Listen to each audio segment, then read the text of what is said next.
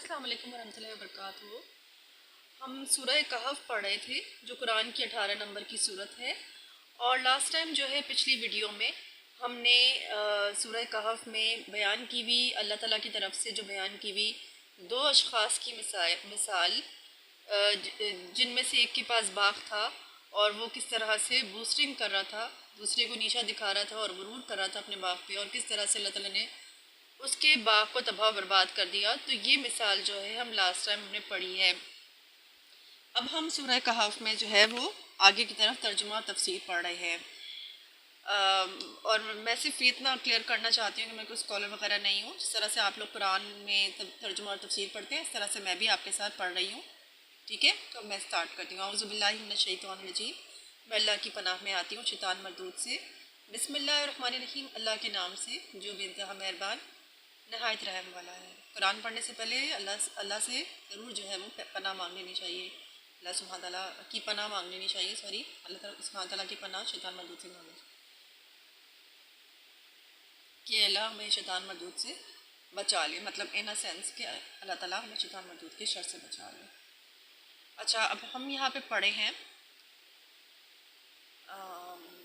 اور اے نبی صلی اللہ علیہ وسلم، انہیں حیات دنیا کی حقیقت اس مثال سے سمجھاؤ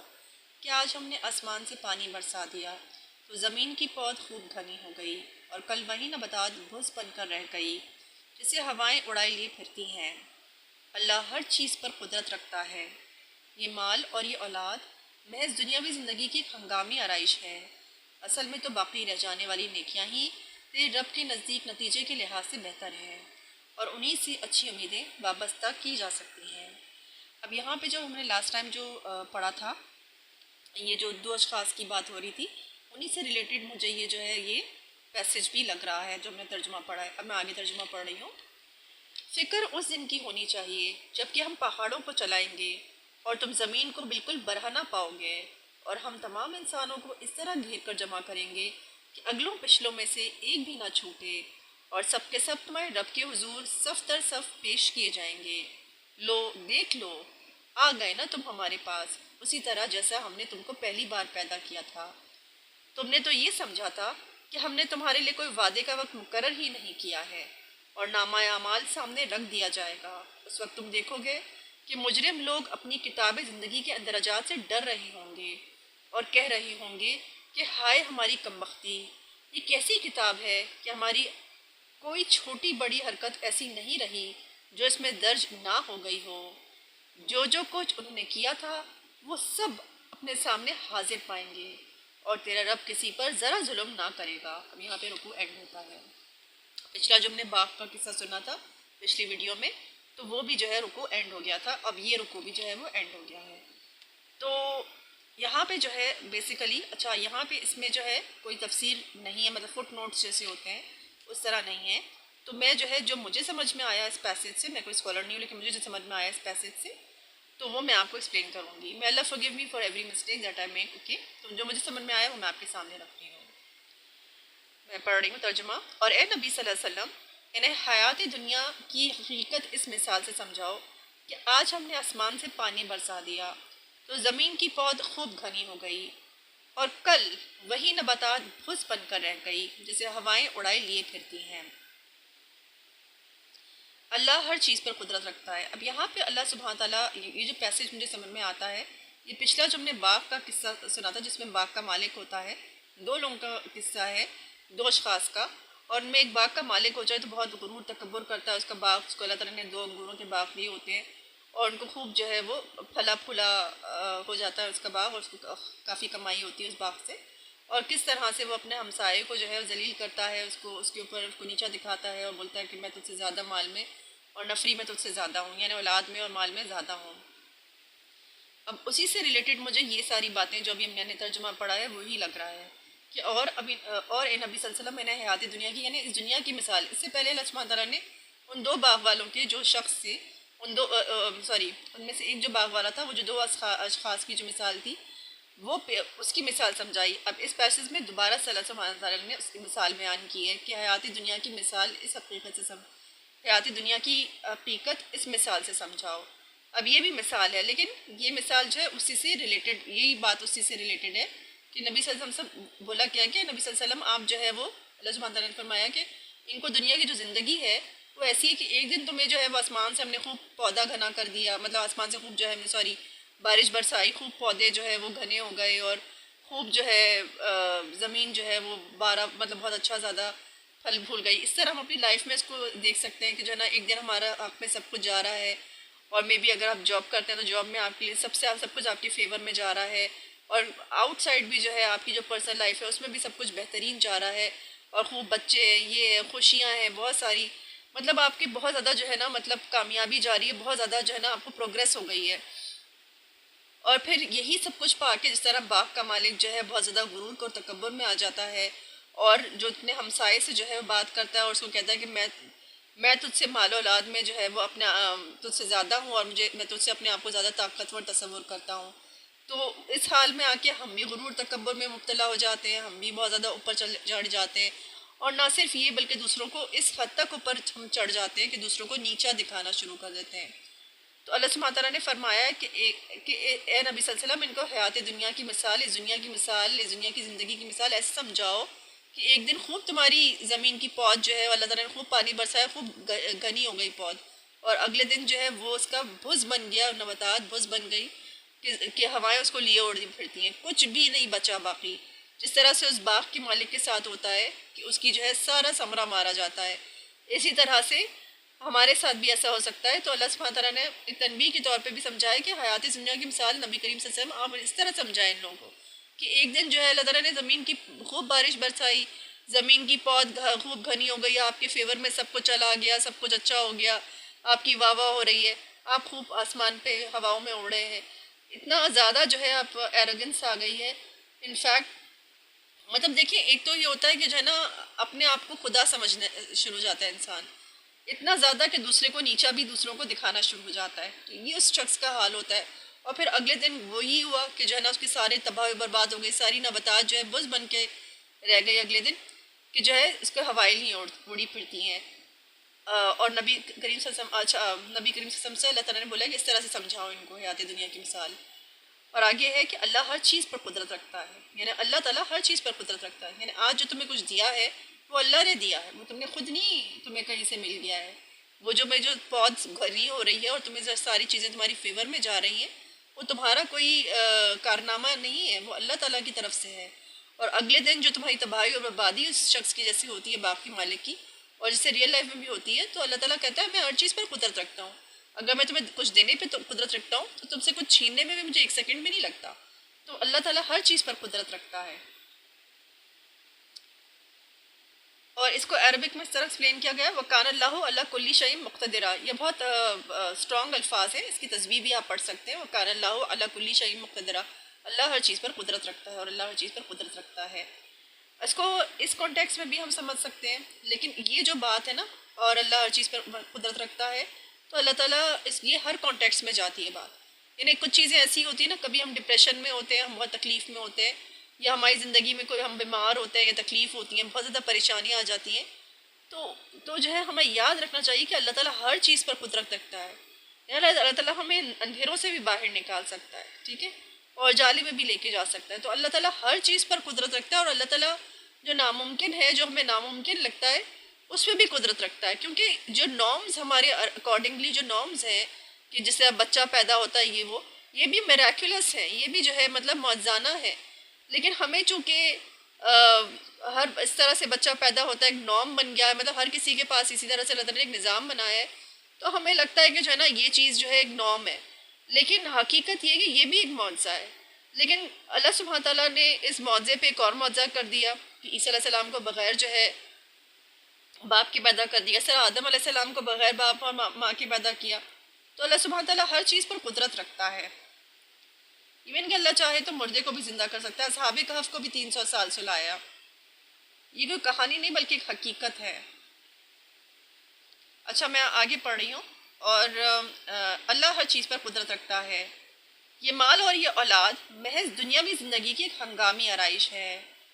اصل میں تو باقی رہ جانے والی نیکیاں ہی تیرے رب کے نزدیک نتیجے کے لحاظ سے بہتر ہیں، اور انہی سے اچھی امیدیں وابستہ کی جا سکتی ہیں، تو یہ بھی وہی اسی سے ریلیٹڈ ہے کہ حیاتی زندگی، اور وہی واقعہ جو یہ باپ کے مالک کا تھا کہ یہ مال اور یہ اولاد جس پر اتنا زیادہ غرور کیا تھا اس نے کہ میری اتنی نفری ہے، میرا اتنا وہ ہے، نفری مطلب اولاد وہاں پہ ریفر کیا گیا ہے موسٹ پرابلی. تو یہ مال اور یہ اولاد جس پر ہم اتنا زیادہ، یہ ہنگامی آرائش ہے، جیسے ڈیکوریشن ہوتی ہے نا، ایک کمرہ ہوتا ہے اسے ہم ڈیکوریٹ کرتے ہیں، اس طرح سے یہ جو حیات دنیا کو اللہ تعالیٰ نے مال اور اولاد سے ڈیکوریٹ کیا ہے. تو یہ صرف ایک آرائش ہے. اٹ ڈزنٹ مین کہ آپ اللہ تعالیٰ کی بہت زیادہ قریب ہو گئے، اللہ تعالیٰ کا قرب حاصل ہو گیا، یا اللہ تعالیٰ نے آپ کی قسمت جو ہے وہ بڑی اچھی بنا دی کہ آپ کے ساتھ تو سبھی کچھ اچھا ہونے والا ہے. جس طرح سے اس باغ کے مالک کو اپنے بارے میں بہت زیادہ خوشگمانی ہو گئی تھی کہ میں تو ویسے تو یہ سب کچھ ختم ہوگا ہی نہیں، قیامت تو کبھی آئے گی نہیں، اور اگر فرض کرو میں پلٹایا گیا تو اس سے بھی اچھا بدلہ پاؤں گا. اگلے دن اس کا سب کچھ تباہ و برباد ہو جاتا ہے. تو آگے اللہ سبحانہ تعالیٰ یہ فرماتا ہے کہ مال اور اولاد تو دنیا کی صرف ہنگامی آرائش ہے. ٹھیک ہے، اصل میں کیا چیز امپورٹنس ہے اللہ تعالیٰ کے نزدیک؟ اللہ تعالیٰ کے نزدیک اس مال اور اولاد کی کوئی امپورٹنس نہیں. ان ادر ورڈز اصل میں تو باقی رہ جانے والی نیکیاں ہی تیرے رب کے نزدیک نتیجے کے لحاظ سے بہتر ہیں. اب سمجھ میں آئی آپ کو بات کہ یہ مال اور اولاد نہیں ہے.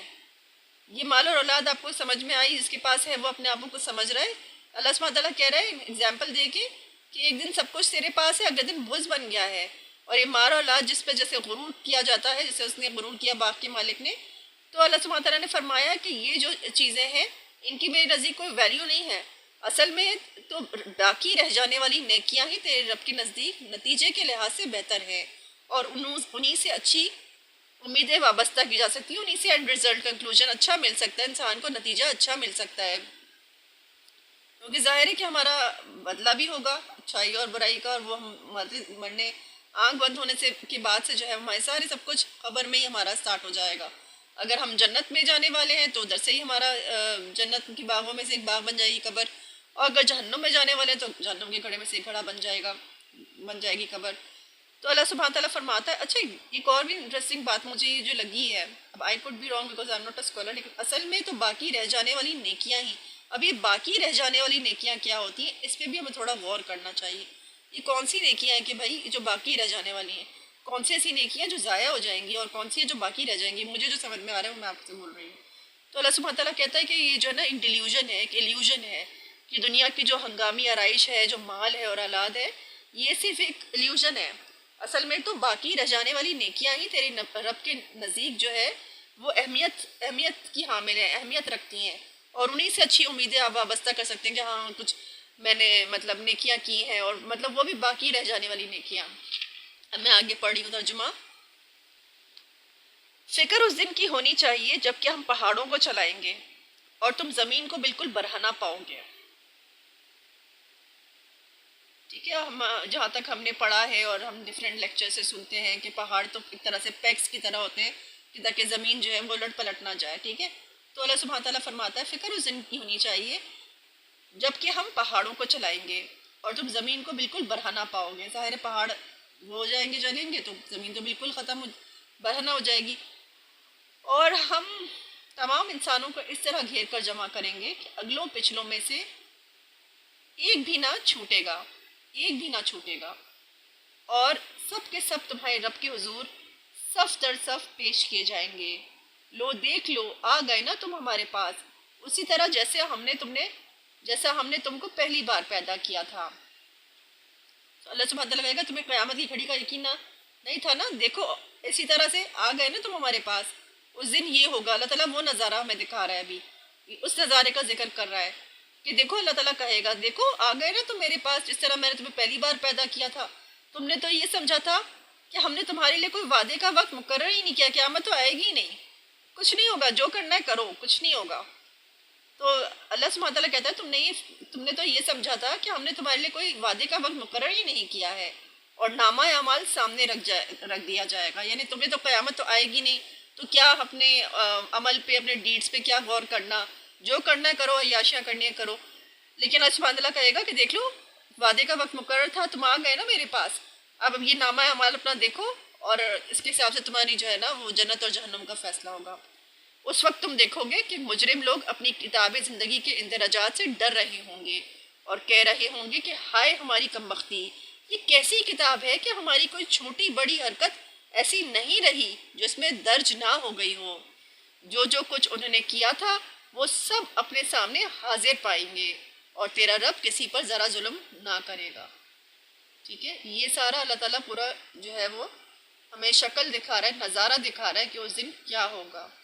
اللہ سبحانہ تعالیٰ ہمیں بولے گا کہ اچھا دیکھ لیا تم آ گئے نا، تمہیں یقین نہیں تھا کہ ہمیں دوبارہ پیدا کیا جائے گا، جس طرح تمہیں دوبارہ پیدا کیا ویسے دوبارہ پیدا ہو، تمہیں زندہ کر دیا نا میں نے پہلی بار پیدا. اور قرآن میں ایک جگہ بھی میرا خیال ہے اس طرح، آئی am not sure, may Allah forgive me for any mistakes، لیکن اس طرح بیان کیا کہ دیکھو میں جس طرح تمہیں پہلی بار دعا پیدا کرنا مشکل ہے یا دوسری بار اٹھانا مشکل ہے، تم لوگوں کو کیوں قیامت پہ یقین نہیں ہے. اور دوسرا یہ کہ اعمال نامہ سامنے رکھ دیا جائے گا، لو بھائی پکڑو اپنا اعمال نامہ، دیکھو کیا ہوگا تمہارے ساتھ. اور لوگوں کو یقین ہی نہیں ہے، وہ یہ کہتے ہیں کہ کچھ بھی نہیں ہوگا، آخر میں آخرت کوئی نہیں ہے اور کتاب کوئی نہیں ہے، مطلب کچھ بھی نہیں ہوگا. تو اللہ سبحانہ تعالیٰ کہتے ہیں اس دن جو لوگ برے عمل کر کے آئے ہوں گے، مجرم لوگ ہوں گے، وہ اپنی کتاب وہ ڈر رہے ہوں گے کہ بھائی یہ کیا ہو گیا ہمارے ساتھ، یہ تو ہمارے ساتھ کیا ہو گیا، ہم تو سوچ رہے تھے ہم تو بڑے مزے کریں گے اور کچھ بھی نہیں ہوگا ہمیں، بس مر گئے کھپ گئے ختم یاشیاں کر کے. ہمیں تو کوئی ڈیٹس ہمارے کوئی ہمیں اس کی وہ نہیں ہوگی، کوئی پوچھ گچھ نہیں ہوگی. اب دیکھو کس طرح زندہ بھی ہو گئے، قیامت بھی آ گئی، زندہ بھی ہو گئے اور سامنے نامہ عمل بھی رکھ دیا ہے. تو وہ ڈر رہے ہوں گے اس چیز سے کہ بھائی ہماری تو، اور پھر جب وہ کتاب کھول کے دیکھیں گے تو بولیں گے ہائے ہماری کم بختی، یہ تو کتاب میں کوئی چھوٹی بڑی ہماری تو حرکت ایسی ہے ہی نہیں جو درج نہ ہوئی ہو. ٹھیک ہے، جو کچھ انہوں نے کیا تھا وہ سب اپنے سامنے حاضر پائیں گے اور تیرا رب کسی پر ظلم نہ کرے گا. ٹھیک ہے، اس پہ رکوع اینڈ ہوتا ہے. تو may Allah forgive me for any mistakes، جو اگر میں نے کی ہوں، جو مجھے سمجھ میں آیا وہ میں نے آپ کو ایکسپلین کیا. ٹھیک ہے، تو امید کرتی ہوں آپ کو سمجھ میں آیا ہوگا. جزاک اللہ فار لسننگ. السلام علیکم ورحمۃ اللہ وبرکاتہ.